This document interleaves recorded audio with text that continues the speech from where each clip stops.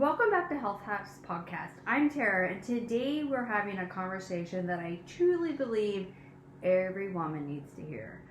Hormones, breast health, menopause, and smart screening, what that actually looks like. So this episode was inspired by a powerful conversation on the Dutch podcast featuring an oncologist and breast surgeon named Dr. Jenn Simmons, and it challenged a lot of long-held beliefs about estrogen, breast cancer risk, and even how we screen for breast cancer. So today, Dr. Jeni and I are just breaking this down, what the science actually says, how this applies to real women, and how we approach hormones and screening in our own practice. So before we dive in, I want to explain where some of this information comes from and how we can actually apply it clinically. So a lot of the insights from our Dutch podcast and how we practice are grounded in Dutch hormone testing. So if you're wondering what the heck Dutch means, it stands for Dried Urine Test for Comprehensive Hormones. And what makes it unique is that it shows us not just hormone levels, but how hormones are being metabolized. We can see estrogen breakdown pathways, progesterone and cortisol patterns, stress loads on the body, detoxification markers. This becomes especially important when we're talking about breast health because estrogen metabolism matters just as much, if not more, as the actual estrogen levels. Yes, and we love utilizing Dutch tests in our office. We see so much depth and information and benefit for our patients. But one of the most eye-opening statements from the that Dr. Jenn Simmons said is that there is no direct link between estrogen and breast cancer.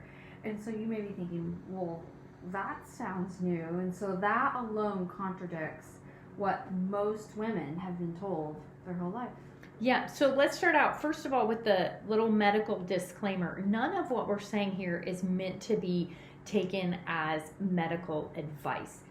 We're sharing things that this field is ever evolving in functional health. There's something new every day. And we trust the research and the information that the Dutch company gives us. They do a lot of research. Yeah. This is what they do. And we use their test. And so we're sharing things that have been said by their doctors, their researchers. We share what we think you need to hear because that's a huge statement. It is. What you just said, that the research is now showing that the link isn't direct between estrogen and breast cancer. So you might be thinking, but it's estrogen positive. How can that be? So, but when you actually look at the research, including the Women's Health Initiative estrogen only arm, the estrogen alone did not increase the breast cancer risk. In fact, some people with higher estrogen have a lower risk. The issue isn't the estrogen, it's how it is metabolized because that affects inflammation, insulin resistant, stress, and then we have to look at synthetic hormone exposure. So it's not the amount of estrogen, it's how the body is using it. And the loss of estrogen comes with its own set of risks. And so things like brain health, your bone density, heart disease, metabolic health, things that are really warned against. 100%. I feel like this is a super timely conversation because RFK just came out and removed the black box warning saying, like, we're no longer going to hold back hormone replacement therapy from women. Right. And I think this is great because there are so many women who have just been told, oh, you can't have hormone replacement therapy. And, maybe that's a good thing for them because it's not right for everybody. And there Sure. can be some red flags, and that's where you have to, do this with the right practitioner that knows what they're doing and how to assess your risk. Right. But how many women have not been given something that could have benefited them, and their quality of life is been so diminished by not being able to get something that they could really, it would really help with. So where do we see increased breast cancer risk? With one of the things that they're showing research around is synthetic progestins. So when you use hormones, you can use a bioidentical version of them, which is very similar to what your body creates, or you can use something that is synthetic. And when you're talking about progesterone, you're either using a bioidentical, it's a plant-based compound, or you're using a synthetic, it's called a progestin because it's not a progesterone. It's meant to be like it, but it's synthetic. So that's where we're seeing some issues. So yeah. So what is the difference between a progestin synthetic version and then the bioidentical progesterone version? So progestins are found in many birth control pills and conventional HRT, and this is where the research really had showed that the issue was when you were using that version, and then also this is where the increased breast cancer risk with long-term use came into play with some of those early studies. And we can talk more about how maybe some of those studies, the research has been updated since then. But the biological progesterone is not the issue. So it is calming, it's anti-inflammatory, it's antipyretic in your breast tissue. It supports sleep and mood and brain health, bone health. So again, this is where having the information of understanding your unique situation is also important. So maybe utilizing the Dutch testing allows us to see whether progesterone is being depleted by stress and how it's functioning in the body. So now, this is a part of the Dutch test that really stood out to me, and we just have to talk about this. So, breast cancer screening, because screening is important, but how we screen matters too. Yes. So Dr. Jenn Simmons, this was again on the Dutch podcast on this topic, did a great job explaining that screening is not the same thing as prevention. I think we get this wrong. Screening is we're looking for it, right? But preventing it is we're actually doing things so we don't get it in the first place.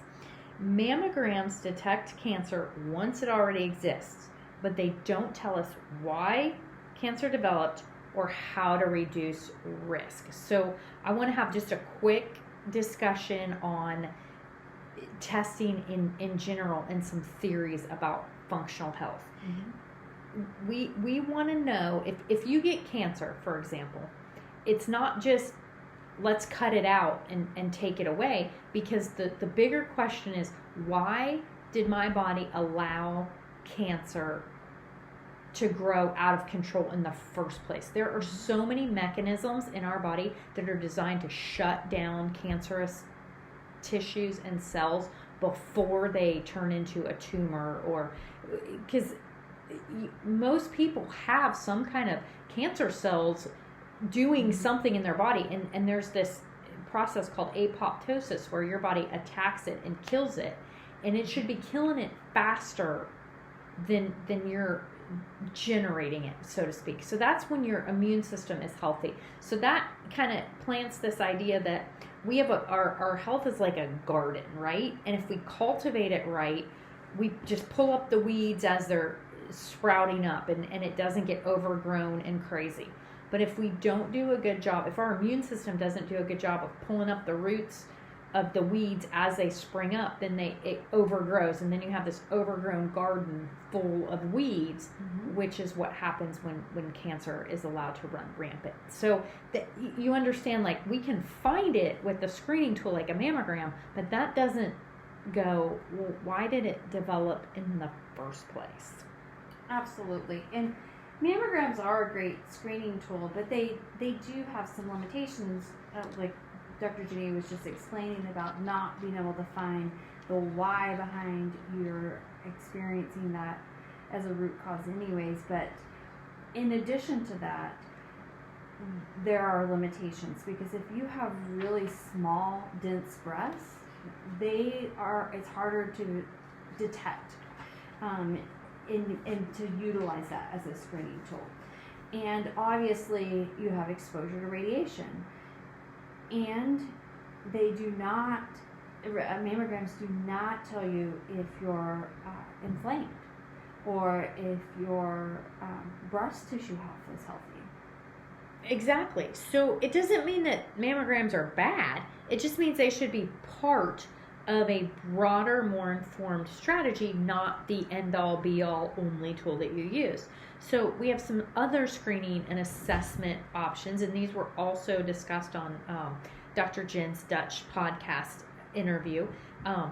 Breast ultrasound. If your breasts are really dense, maybe ultrasound is a great screening tool. A breast MRI, this would be applicable to women that are at higher risk.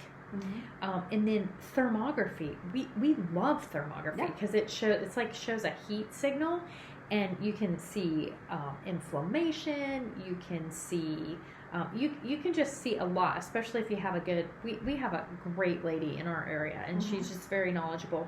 I have to say it's been determined that these tests are non-diagnostic, the thermography.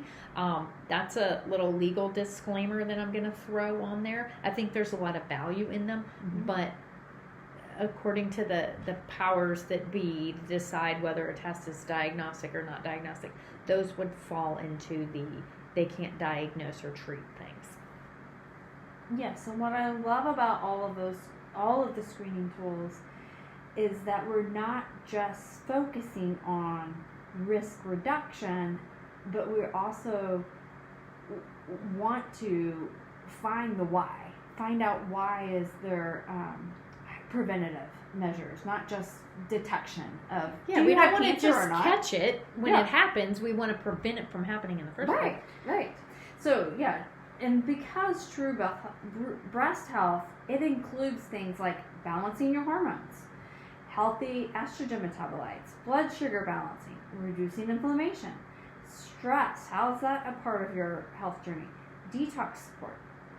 And this is why we love the Dutch test, because it helps us identify what estrogen pathways are more inflammatory. You can, when you're breaking down and clearing estrogen from your body, you can do it think of it as 3 doors your body can use to eliminate estrogen as it breaks down. And depending on which door you're sending the metabolites out, that's a better way to do it, right? So, if you're sending more of it out of an inflammatory door that's creating damage to your DNA and all that kind of stuff, that's going to potentially increase your chance of having a bad outcome like breast cancer. But if you're sending it out the more healthy pathway, that's what you want. And if you're not doing that, then we need to do some lifestyle and changes to diet, supplement, lifestyle, all these functional health things to start sending maybe you don't have too much or too little estrogen, it just needs to go out a different door. We can see cortisol patterns, and cortisol is our stress hormone, and high amounts of cortisol suppress the immune system. Does that sound like it might be a problem when we're talking about breast cancer? Huge problem, right? Yeah. If you're suppressing your immune system, then you're not able, that mechanism, that apoptosis I was talking about, where your body fights and keeps cancer in check, it's not working as good if your immune system is chronically suppressed because of high cortisol. What about hormonal imbalances that impact breast tissue? So we're talking about imbalances between progesterone and estrogen that maybe you have tender breast tissue, or just things like that, heavy bleeding, hot flashes. That one, as a woman who is in her 50s, those things just are awful. So sometimes you need a little data so you know what to do. So instead of just waiting for something to show up, hoping it doesn't, and every year we get a test and say, oh, I'm good for another year, we want to be proactive. So if there's anything that's not going super great, but it's not a problem yet, we can nip it in the bud, so to speak. Yes, absolutely. That's a huge benefit. Well, let's transition into talking about birth control versus menopause hormone, because this can get really confusing, and it was another great point that we like to make for our listeners and for people who are utilizing the Dutch test. So birth control suppresses hormone production. So menopause hormone restores what's missing. So they are not the same, and they do not carry the same risk. So when hormone therapy is personalized, properly dosed, and supported by testing, it can be incredibly protective, not dangerous. One of the most hopeful messages that we could, share with you guys is that hormone therapy after breast cancer is not automatically off the table. Now, that doesn't mean it's right for everybody. There's certainly cases where there would still be a risk, but one of the things that we found exciting when we learned this is that over 20 studies show no increase in recurrent risk when hormone therapy is used appropriately, and quality of life improves. Yeah, and quality of life does matter. We don't want to just survive. We want to feel good as we hit our 30s, 40s, 50s, 60s, 70s, and beyond. So this comes down to individualized care, timing, address the full metabolic picture, and not just hormones in isolation. I want to stick a plug in for a podcast that is amazing. It's on the Peter Attia podcast. His podcast is called The Drive. Mm-hmm. And just go in there and search for hormone replacement therapy. He interviewed the medical doctor that actually was responsible for the study. It's over 20 years now that it's been done, that came out where everyone said, oh, now hormones cause breast cancer. And she actually unpacks the study and what it really says. It does not say what most people think it says. And it is so worth a listen. It's long and it's a little bit technical, but it is so good. And they do a really good job. Yes. So go to the Drive podcast on Peter Attia's show and search for that bioidentical hormone, and you'll get it. She did the research, right? This lady. So there's no better person to listen to than the one that did the study. Right. Absolutely. And this again comes down to individual care, timing, addressing your personalized needs. And this is why we love the Dutch test in our practice, because it allows us to do just that. It allows us to move away from fear. It allows us to personalize your approach to your health and address breast health proactively and support your long-term health, not just symptom relief. So if there's one thing we hope you take home from today's talk, is that hormones are not the enemy. Education is empowering, and screening should be a form, not fear-driven. So if you are navigating that stage called perimenopause, where you're kind of going towards the off-ramp towards menopause and then post-menopause, or if you have concerns about breast health, we do offer a free health consultation to see if maybe Dutch testing would be a good idea for you, or just creating a plan or deeper support is right for you. You deserve care that looks at the whole picture. I can't tell you how many times we get women in here and they say, oh, my doctor said they didn't need to test my hormones. But they have desperately felt like they needed their hormones tested for years. And it's just ridiculous. Like, they're symptomatic all over the place, and they just feel terrible, and they're been so dismissed. And I just want you to hear that. I want you to feel heard and seen if that is you, because we feel like everybody deserves information. Absolutely. Absolutely. Well, thank you for tuning in today for Health Hacks. If you have a girlfriend, a mom, or a sister that would benefit from this podcast, we hope that you share it and share that knowledge and that empowerment. And until next time.